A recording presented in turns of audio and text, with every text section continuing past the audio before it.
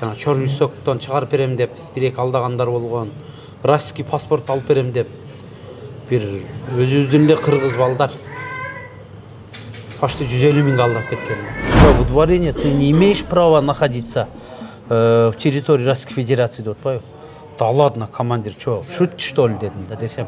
Я не шучу, вот посмотри деп базадан планшетін көрсөтүп атпайбы?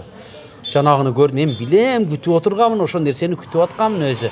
Жанагыны көрдүм да, ё-моё, только этого не хватало деп жер тепкилеп, дуалдарды уштап, отуруп алып, башым кармап, нар-бери басып, у меня ипотека 5 миллионов, у меня там в банке.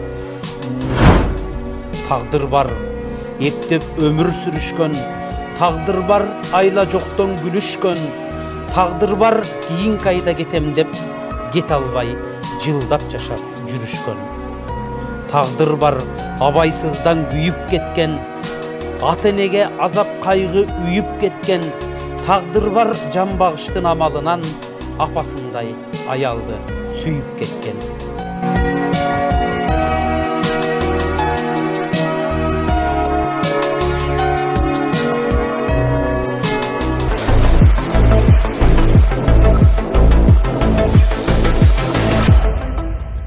Assalamu alaikum, урматтуу Учкунбек YouTube каналы катталуучулары. Бүгүн мен көргөн Москва долбоорубузда өзгөчө конокто атайын чакырдык. Акын Тамада көп жылдан бери Москва шаарында эмгектенип жүргөн Аскат Турдашев агабыз менен маек кылабыз. Мен көргөн Москва долбоорунда негизи көп жылдан бери эмгектенип жүргөн мекендештердин жашоо тиричилигин чагылдыруу болуп саналат. Андыктан каналга катталып, лайк басып, курбалар менен максималдуу түрдө бөлүшүңүздөр. Аскат агабыз ошол 10 жылдан бери Москвадан эмнени тапты, эмнени жоготту, эмнелери менен эсте калды. Бүгүн ошо мен көргөн Москва долбоорубузда Аскат агабыздын жашоо тиричилигин кененирээк силерге чагылдырып беребиз. Ассаламу алейкум Аскат ага. Ва алейкум салам, Учкунбек.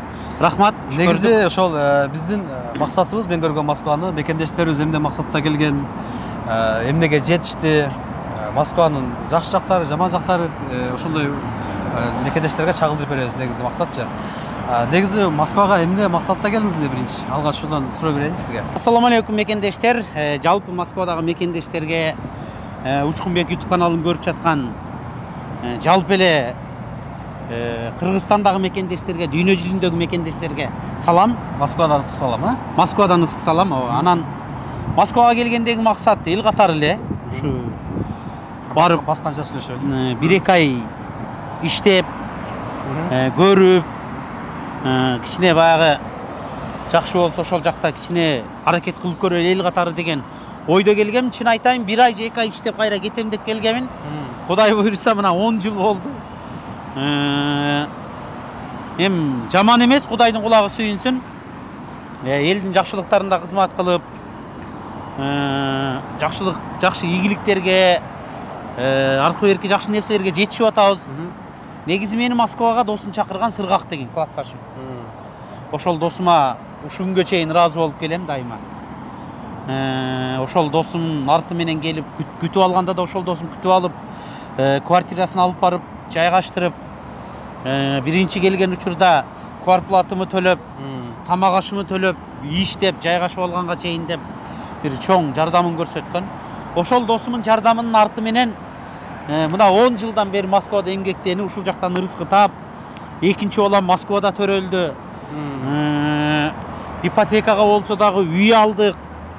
Ошол досумдун арты менен болор болбос кичине ийгиликтерге жеттик. Кудайдын кулагы сүйүнсүн, Аллага чексиз шүгүр. Аскат ага, биринчи келгенде эмне жумуш кылгансыз? Айлык канча эле ошол маалда?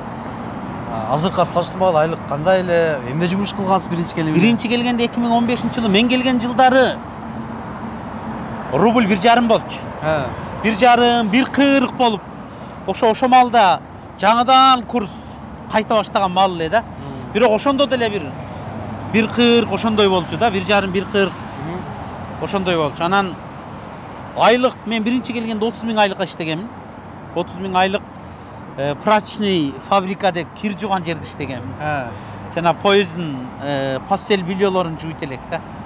Анан Москвага келип апам менен телефонда сүйлөшүп, эмне иш кылып атасың дейт. Кир жуган жерде иштеп атам десем, апам күлөт да.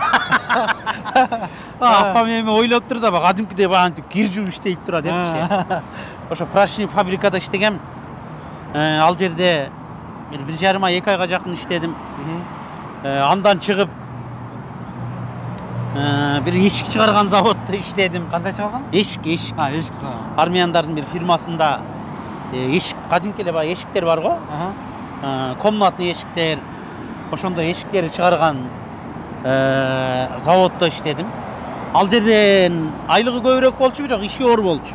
Ал жерде да bir айга жетип жетпей иштеп эле биринчи келгенде баягы той топурларга чыгып, жаңы келгенде баягы Кыргызстандын программасы менен келип бул жакачы тамадачылыкта бир мындай башкача нерселерди кылып кызыгуу күч болуп Москвадагы мекендештерге ушу 1-2 айдын ичинде бир жакшы реклама болуп кеткенмин да.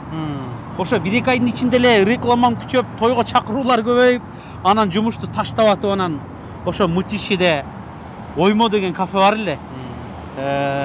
Таластык Нурлан деген байкеште дедилер. Ошол Оймо кафеге барып музыкант болуп, ошол жакта жашап, ошодон бери азыр ушул күнгө чейин ошол Мутишиде жашайм. Ал Оймо кафе уже жабылып кетти, бирок мен ошо Мутишиде калдым ошо ойдон. Аскатка бүгүн мына той алып баратсыз, мына ресторан ичине кирип азыр эчтер шум болуп атат. Бир кененирээк бир маек кылсак, макул келип кылып бир ностальгия кылып эстейчи, 10 жыл ичинде бир окуяларды эстейли. Кирип сүйлөшүп отуралам да.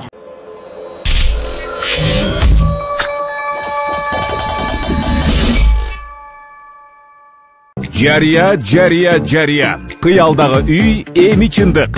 Стоп Кочевник кыймылсыз мүлк агенттиги менен үй алуу оңой жана ишенимдүү. Россияда жашап иштеп жүргөн мекендештер үчүн сонун мүмкүнчүлүк. Баштапкы төлөмсүз. Каалаган райондон үй алып калууга жетишип калыңыз. Кимдерге ылайык? Россия жарандары, СНГ өлкөлөрүнүн жарандары, жумушчулар, мигранттар. Биздин кызматтар: ипотеканы одобрение кылуу, ипотекалык камсыздандыруу, рефинанс, сатып алуу, сатуу келишимдери, керектөөчү кредиттер, социалдык жардам алуу, салыктык кайтарым, балдар жөлөк болуу жана башка. Биздин дарек: метро Семеновская, Семеновская площадь, дом 7. Байланыш: WhatsApp +7 985 958 91 93. Суроолоруңуз болсо бизге жазыңыз. Жардам берүүгө даярбыз. Үй алыңыз, жакшы жашоо кылыңыз. Мына 10 жыл жүрүпсүз, буюрса мына кыргыз мекендештерибиздин жакшылык маракелеринде кызмат кылып жүрөсүз. Анда сырткарында сизге биздин негизги сурообуз, мен көргөн Москвада, Москванын бир жаккан жактары же жакпаган жактарын айта кетсеңиз. Ошо 10 жылдын ичинде кайсыл жактары жакты, кайсыл жактары жакпады? 10 жылдын ичинде жаккан жактары ушу бөтөн жер болсо дагы кыргыздын салт аткарылып, кадимкидей эле кыргыздын тойлору болуп, кыргыздын кафе, ресторандары, чайканалары көбөйүп, мекендештер ийгиликке жетип атканын көрүп кубанбай койбойсуң. Көз кубанарлык, бир жүрөк сүйүнөрлүк, бир жакшы, өтө күркүрөп ийгиликти багындырып аткан мекендештер аябай көп. Москвада ооба. Эми жакшылык тойлордо кызмат кылып жүрөбүз. Канчалаган баягы улуу кичүүнүн, жаш карынын, бай кедейдин, эми ар кимдин тоюнда кызмат кыласың да. Ошолордон карап, баягынтип күркүрөтүп той кылгандарды көрүп, ийгиликке жеткендерди көрүп, эми Москвада биздин кыргыз мекендештер ушинтип деп сүйүнбөй койбойсуң, чындыгында сүйүнөбүз. Андан сырткары дагы жакшы жактары кыргыздын салт аткарылып, кыргыздын той топурдан сырткары элечи маданий иш-чаралары болуп турат. Бүгүн мына тойго чейин эле дагы бир маданий иш-чарада кызмат кылып анан келдим. Кадимкидей кыргыздын бир ушу тала жери, бөтөн жер болсо дагы маданий иш-чаралар өтүп, Сармерден, Ыркесе деген сыяктуу бир жакшы нерселер өтө көп болуп турат. Ошол жагы кубандырат чында. Ийгиликке жакшы жетишкендер көп болду. Үй салгандар бар. Жанагындай Москванын чекелеринде, областтарда зона отдыктарды ачкан мекендештер бар. Ошол зона отдыктарды ачып, ошол зона отдыкка барып той кылган мекендештер болот. Ал жактарга барып кызмат кылабыз. Негизгиси ийгиликке жеткен мекендештер Кудайдын кулагы сүйүнсүн аябай көп. Сиз дагы катарында ийгиликке жеттиңиз. Биз жаман эмес, Кудайга шүгүр. Аябай күркүрөп шаркырап кетпесек дагы Кудайга шүгүр. Москвадан үйгө жетиштиңиз. Эми ипотекага болсо дагы үй алдык. Ипотекага болсо да үй алдык. Ошол үйдү деле ошо кыргыз мекендештер ошо кыймылсыз мүлк агенттигин ачкан мекендештер аябай көп. Ошолордун катарын толуктаган Нургүл Кайымова деген эжебиз бар. Ошол Нургүл Кайымова эжебиз өзү сунуштап, өзү аракет кылып жүрүп үй алып берген мага. Учурдан пайдаланып ыраазычылык айтып кетейин, рахмат. Мына Москванын жакпаган жактары сизге жакпаган жактары да болобу эми, терс жактары? Москванын жакпаган жактары эмнелер жакпады эми сизге? Терс жактары бар, көп. Тилекке каршы көп. Көп дегенде кандай эми, мисалы азыр дагы бир аз неме болуп калды, тынчып. Баягындай түнү менен таң аткыча иштеген клуб, кафе, ресторандар азайып, азыр той топурлар кадимки Кыргызстандагыдай эле саат 12-де бүтөт. Ошого азыр бир аз азайып калды. Бирок ошентсе дагы азыр деле анча-мынча жанагынтип жосунсуз жоруктарды кылып, туура эмес иштерди кылып, мисалы кыргыз деген улуттун атына көз сүйкөгөн, жаман иштерди кылган мекендештер бар. Бир карым майды бир кумалак чиртет болуп, кандайдыр бир адамдын туура эмес жасаган иши бүтүндөй бир улуттун атына көз сүйкөп коет экен да. Ошол сыяктуу нерселер жакпайт. Анан кандай десем, эми ачуучундук тилекке каршы да. Тилекке каршы жанагынтип үй бүлөсү бары деле жогу деле өзүнөн чоң, улуу дебей, кичүү дебей жигит кыздар таанышып, жаш эле балдар убактылуу баш кошкондор, убактылуу баш кошкондор көбөйүп, ошондойлорду көп кездештирип калдым. Керек болсо өзүнөн улуу эле келиндерге жаш балдар үйлөнүп, аларга кредит алдырып, машина алдырып, анан алдап качып кетип калган учурлар аябай көп да, тилекке каршы. Жакпаган жактар ушулар. Жакпаган жактар ушулар. Анан дагы терс көрүнүштөрдөн мынал негизи жана уюм, коом деп айыл область болуп, өздөрүнчө баягы коом болгон, район болуп. Бул жакшы. Себеби кези келгенде ошол ким кайсыл райондон болсо, ошол кыйынчылыкка кептелген бир мекендеш кайсыл райондон болсо, ошол өзүнүн жердештери кол кабыш кылып, жардам берип, кыйынчылыктан чыгарып кетет да. Мындай учурларда бул аябай жакшы. Анан кээ бир учурда тилекке каршы да ушу талаа жеринде жүргөн өзгө карабай трайбализм күчөп кеткен учурлар дагы жок эмес да. Түндүк, түштүк болуп, бөлүнүп кеткен учурлар. Кээде кездешет. Мынал уюм, коомдор бар да. Биринин иш-чарасына, бир коомдук уюмдун иш-чарасына экинчи коомдук уюм барбагыла деп тыюу салып, жамаатынчы. Ал тигиники экен, тигиге барбагыла деп, керек болсо мына өнөр жолунда жүргөн, чыгармачылыкта жүргөн өнөр адамдарын ошого барууга тыюу салып, мынал кыргыздын бир жүзү болгон көрүнүктүү Өркесе Сармерден деген сыяктуу ушундай маданий долбоорлорго, иш-чараларга коомдук уюмдар бириникине биринин немесин жибербей, тыюу салып койгонду өкүндүрүп, тыюу салып алган учурларды көрүп аябай зээним кейди да. Мына ушундай учурлар чын айтайын көңүлдү оорутат. Эми 10 жылдан бери коомдук уюм аркы беркилердин, актын, көктүн, жамандын, жакшынын баарынын жакшылыгында кызмат кылып келатабыз. Мына акыркы учурда ушу байкаганым ушу болду, ушундай нерсе көп экен да. Өтө ушу өкүнүп, мени өкүндүргөн жери ошол да. Ушу баягы жок дегенде. Эми бөлүнбө, ар дайым бөлүнбөшкө чакырып келебиз, бирок ошентсе деле бул эми биздин каныбызда бар нерсе экен да. Бул жактык, ал жактык дегенчи, түндүк, түштүк деген сыяктуу. Жок дегенде өнөр адамдарын, же болбосо мындай бир улуттун жүзү болгон бир бүтүндөй кыргызга таандык болгон бир иш-чараларды, маданий иш-чараларды ушул саясатка аралаштырбай, өнөр адамдарын бири-биринин кызыкчылыгы үчүн пайдаланбай, коомдук уюмдар ушундай кылса дегим келет эле да. Асхат ага, мына Москвада эң эсте каларлуу күн болгон беле? 10 жылдын ичинде кандай бир эсте каларлуу күн болду эле? Күлкүлүү окуябы же болбосо бир трагедиябы? трагедия дагы болгон. Жүрөк ортотганбы? Бир эсте калган 10 жыл ичинде кандай бир эсте каларлык? Эми эсте каларлык учурлар болуп турат. Мен таксовать этем дагы да. Той топурга барабыз, той жок күндөрү таксовать этип, ушинтип бала чака багып, жаман эмес, жакшы. Таксиде жүргөн учурда кызыктуу учурлар болуп калат. Той топурда жүргөн учурда мына тамадачылык тармагында кызыктуу учурлар болуп калат. Кызыктуу учурлар аябай көп негизи. Ошону бир айта кетпейсизби? Эми мигрант болгондон кийин сөзсүз бир кыйынчылык же болсо бир күлкүлүү окуяларга туш келет, же болсо бир эл айтчу окуяларга туш келет. 10 жыл ичинде сиздин башыңыздар өссө дегенде биринчи азыр эми баягы Москванын немесин чакпаган жактары деп сурап кетпедиңби? Ушу мекендештердин ушул баягы башынан өткөн, мен көзүм көрүп жүргөн анча-мынча мекендештердин башынан өткөн орчундуу учурларды, кыйын учурларды көрүп, таасирленип бир ыр жазган элем, ошолорду окуп берейин анда. Андан кийин ошол окуяңыз айтып. Андан кийин анан кызыктуу учурга анан өтөлү. Макул. Урматтуу мекендештер, Аскат агабыз бир эле тамада эмес, акындык өнөрү дагы бар. Көптөгөн ырлардын автору десек болот. Албетте жүрөк ооруткан жерлерде жүрөк оорута турган ырлар жазат, сүйүнгөн кезде сүйүнгөн ырлар жазат демекчи. Негизи акындар негизи ошондой болушат. Аскат агабыздын дагы бир мигранттарга жазган ыры бар экен, ошону бир өз калемиңизге тандык, а? Ооба, өзүм жазгам. Ошону бир окуп койсоңуз. Бул ырдын обону дагы бар. Анан обону жакшы купулга толбой жүрөт, ошон үчүн мындай эле окуп берейин, а? Тагдырлар деп ушу мигрант мекендештердин аянычтуу окуяларын көрүп таасирленип жазылган ыр. Мигранттардын тагдыры. Тагдыр бар туулуп өскөн жер алыс.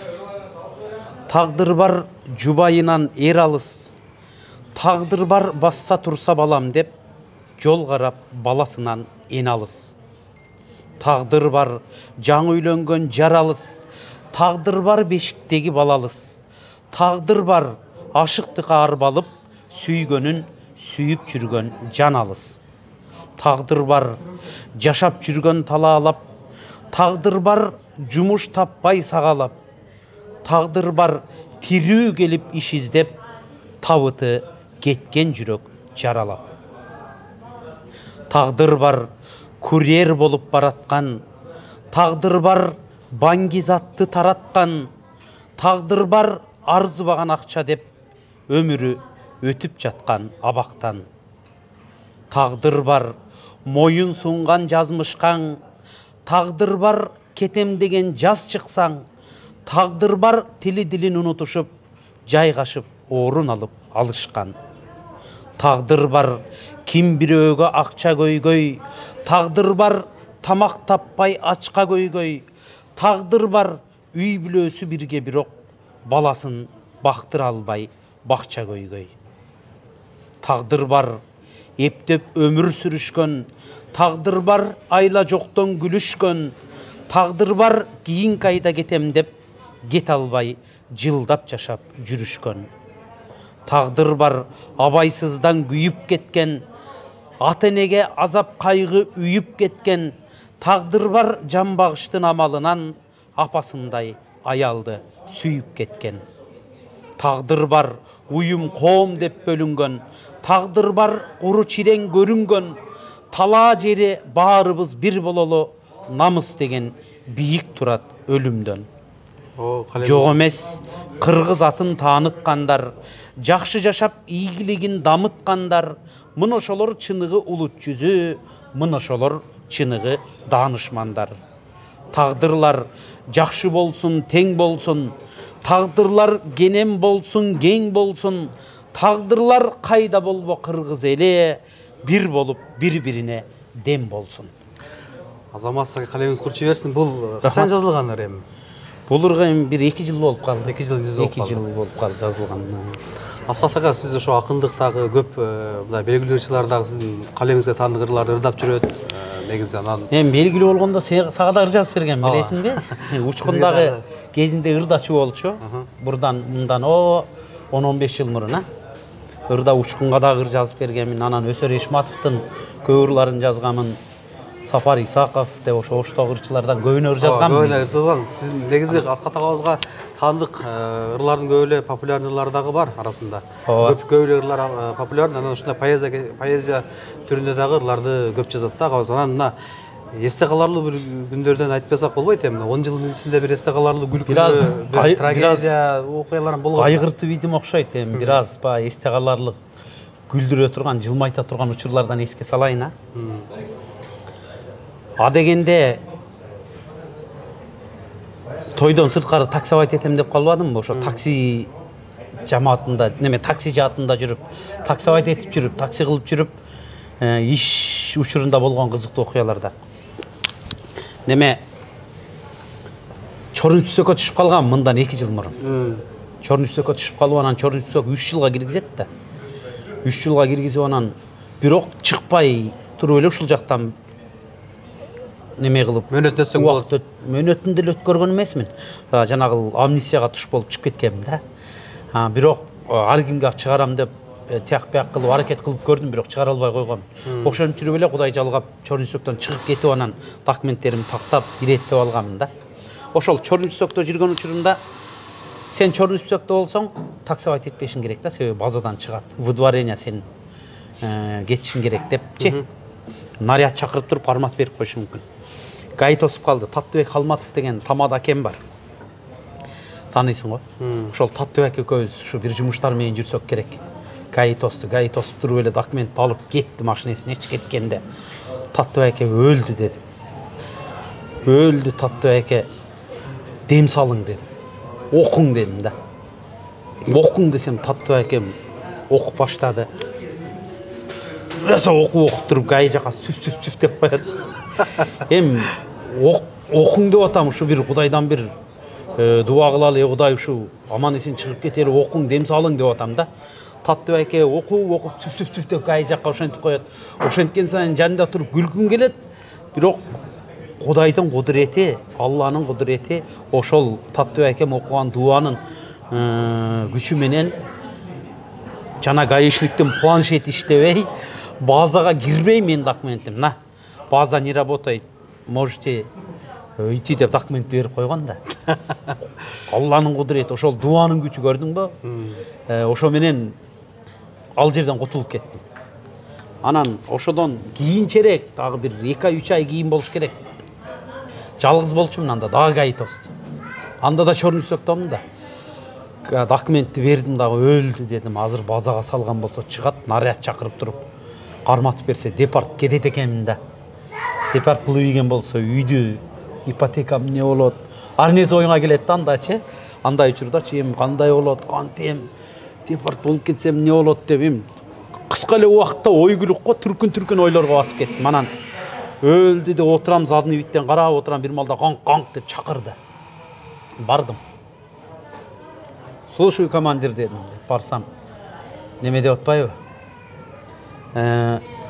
Аскат, тебе не повезло дейт. В смысле десем?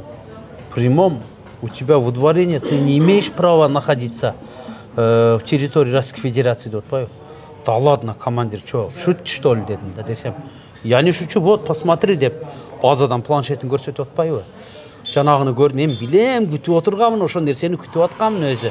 Жанагыны көрдүмдө, ё-моё, только этого не хватало деп жер тепкилеп, дуалдарды муштап, отуруп алып, башым кармап, нары бери басып, у меня ипотека 5 миллионов, у меня там в банке, только я один работаю, жена дома с детьми. Командир, что делать? Ё-моё, только этого не хватало деп нары бери басып, дуалдарды чапкылап, жер тепкилеп, ушинте бердим эле.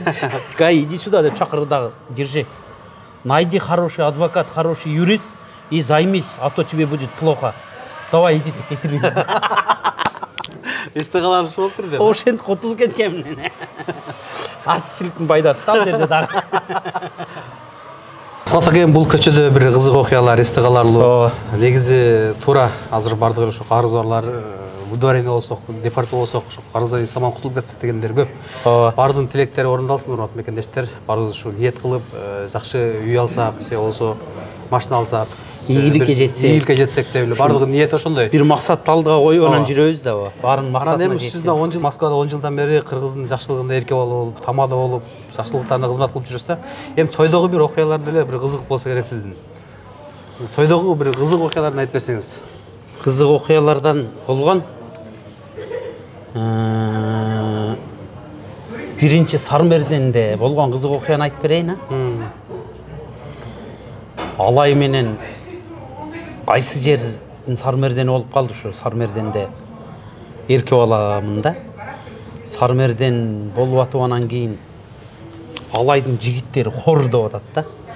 Алайбек Тойчубеков деген агай бар, таанысың, Ошол бул жагымда отурат.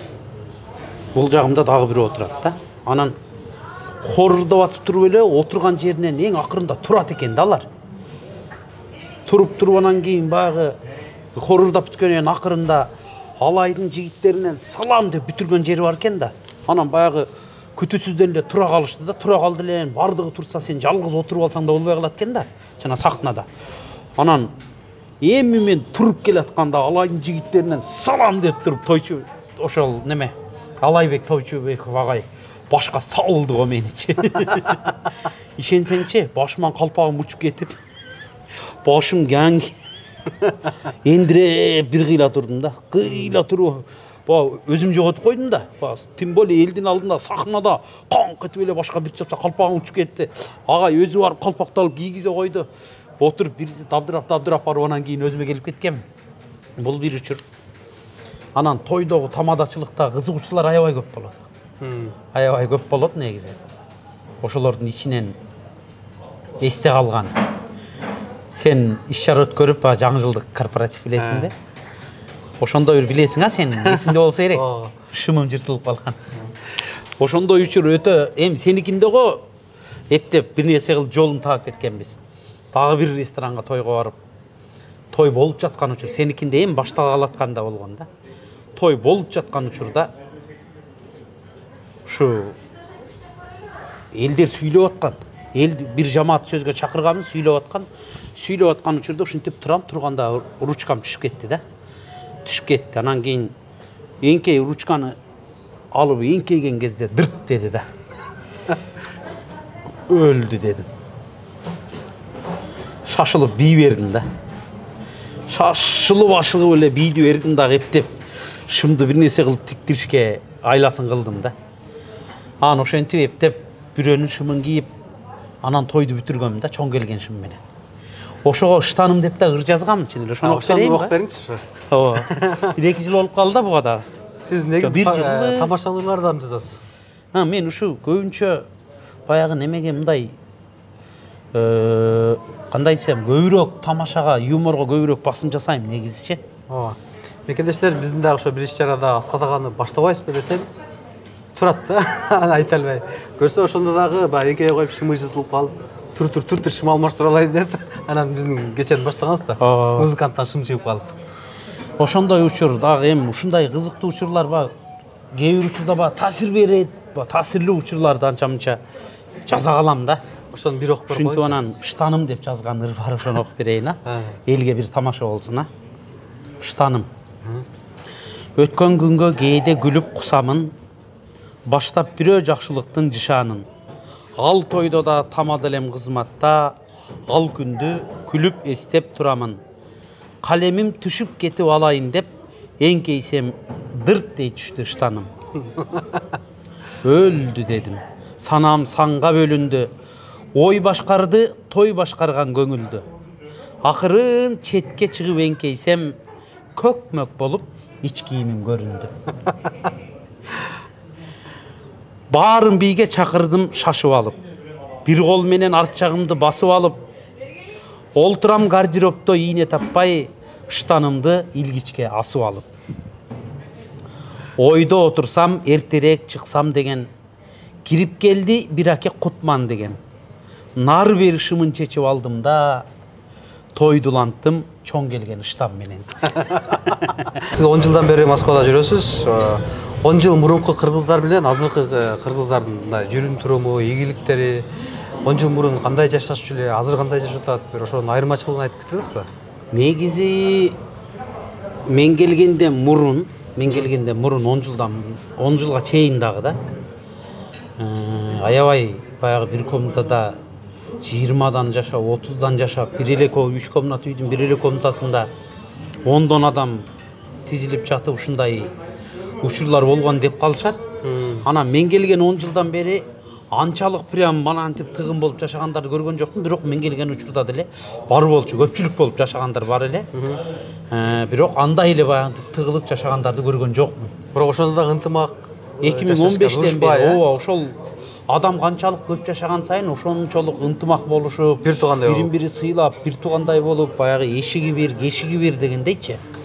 Ушу бир эле холодильникке 5-6 үй бүлөнүн тамагы сакталып, ошону баары баягынтип талашпай, түртүшпөй жешип, талашпай, түртүшпөй жатышып, мурда ошондой болгон да. Анан азыр эми башка. Азыр чынын айтыш керек, кыргыздардын басымдуу бөлүгү үй алган азыр. Москвадан Ипотекага үй алышкан, күчтүүлөрү наличи накта эсептеп алгандар толтура. Эми жакшылыктарда, тойлордо кызмат кылып атабыз. Мисалы,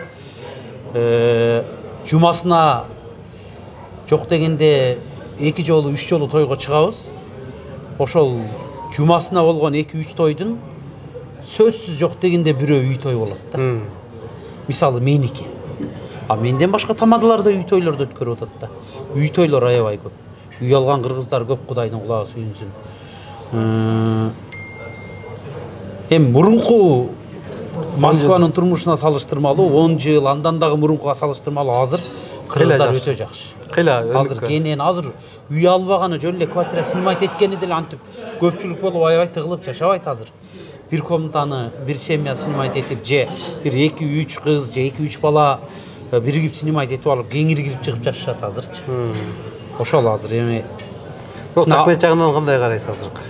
Азыр мына 10 жыл мурун сиз келген маалда документтер кандай эле? Анан азыркы учурда документтер кандай болду? Мен 2015-жылы мен келгенде патент деген нерсе жоюлган экен да.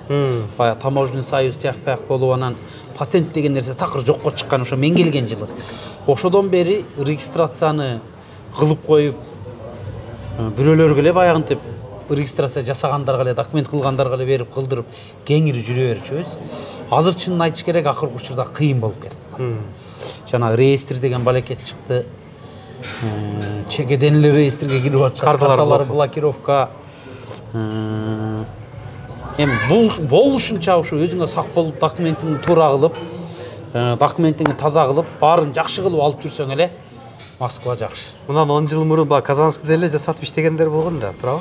Ооба, 10 жыл мурун ооба. Сизден ошондой мен го андай кылган эмесмин, мен эми болушунча баягы документке тагыраак болоюн деп болушунча таза кылдырышка аракет кылчу элем, бирок жанагы чор үстөккө кирип калдым дедим го, ошол учурларда калып эле баягы айпай тоскосо көрсөтүп тура турганга деп ошондой кылдырып жүргөн учурлар болгон. Бирок Асхат ага мына көп мекендештерибизге келгенде айлыктарын албай бир кидала болгондор, же болбосо бир алдангандар, өзүн алдангандар ошто бир 10 жыл ичинде окуя болду сизде? Алданып калган учурлар болду? Жумушуман кылган ишимен болгон жок. Ушу бир ишимен бир ай толук иштебей жана эшик завод иштедим дедим го. Мен өзүм эле ыраазы болуп чыгып кеткемин ал жерденчи. Себеби той-пойго чакыруулар көбөйүп, тамадачылыкка бир аз басым жасап кеткен үчүн ыраазы болуп эле таштап кеткемин. Менде алданган учур кандай болгон? Документ жактан болгон да. Мисалы, жана чор үстөктөн чыгарып берем деп бир-эки алдагандар болгон. Российский паспорт алып берем деп бир өзүбүздүн эле кыргыз балдар почти 150 миңге алдап кеткен. Кайра таппадыңыз? Таппадым. Эми таптым, тапканда тааныштар аркылуу, бир тааныштардын таанышы болчу да. Анан кыйынчылык эми бизге окшогон көп адамдарды алдаса керек да. Эми ошо эми бирөөнү алдаган жакшы болбойт да. ДТП болуп, ошо бир туугандарынан каза болуп калып, ушундай бир кыйынчылыкта жүргөн экен. Ошодон кийин мен ошо артынан түшүп издеген деле жокмун. Кечирдиңиз? Эми кечибийдим чында. Аны бая неме кылган деле жокмун. Мен аны издесем азыр деле табам. Себеби мен жакын эле таанышымын, инилери болот болчу. Эми ошон мен ойлодум да, демек менден башка да бирөөлөрдү алдаса керек, анан ушу Кудай таала ошентип ошол жагынан жаза берип аткан го деп ойлодум дагы. Ушул нерсени баш көз разы болуп эле коеюнчу. Ушу үмүт кылбай эле коеюнчу деп кечип таштаганмын ошол. Убактыңызды бөлүп бизге маек бергениңизге ыраазычылык билдиребиз. Эми эфирдин агында сизге бир эркин микрофон берели. Азыркы жагдайлар болсо деле бир кайрылуу болсо же кылуу тилек болсо мекендештерге айта кетсеңиз болот. Бүтүндө биздин мекендештер көрүп атат. Менен биз Москвада жүргөн адам катары Москвадагы мекендештерге күч кубат, ийгилик, ыйман, ден соолук, ушу эмне максатты көздөгөн болсоңуздар максатты эртерээк орундатып, мекенге эртерээк кайталы жүрсөк жүрө берет экенбиз. 10 жылда убакыт өтө берет экен, эртерээк кетели чындап. Ошол ишиңиздерге ийгилик, ынтымак, биримдик болсун. Жанагынтип бөлүнүү деген, трайбализм деген, түндүк түштүк деген жок болсун. Бүтүндөй бир кыргыз деген бир ынтымак болсо, урам болсо, бир муштундай баарыбыз бир болсок деген тилекти айткым келет. Ушу кайда болбойлу бири-бирибизди колдоп, жөлөп, таяп, аманчылыкта жүрөлү. Ушу кыргыздын жакшылыгы көп болсун, ушу кызматыңыздарга жарап жүрө берели. Ошол менин айтарым, жанагынтип жаман көрүнүштөрдү кылып, жосунсуз жоруктарды кылып, кыргыздын атын булгабай, ушу кыргыздын намысын көтөрүп, атын көтөрүп, кыргызды жакшы жактан тааныта бериңиздер деп айтат элем. Учкун, сенин дагы ишиңе ийгилик, каналыңа ийгилик. Ушинтип элге керектүү, элге пайдалуу передачаларды, көрсөтүүлөрдү тарта бер. Ийгилик каалайм. Урматтуу мекендештер, бүгүнкү өзгөчө коногубуз Тамада десек болот, эрке бала, жакшылык маракелерде кызмат кылган, ошондой эле бир эле Тамада эмес, акынчылык өнөрчүлүк дагы өзүңүздөр көрүп өтүңүздөр. Ырдайм дагы. Ырдайт дагы, ырчы, акын, Тамада, кыскасы көп кырлуу талант агабыз десек болот. Эгерде Москва шаарында жакшылык маракелерди өткөрүм, ушундай мыкты Тамада издесеңиздер, менин номерлерин комментарийге, ошондой эле экранга коюп койдум, ошол жака байланышсаңыздар болот.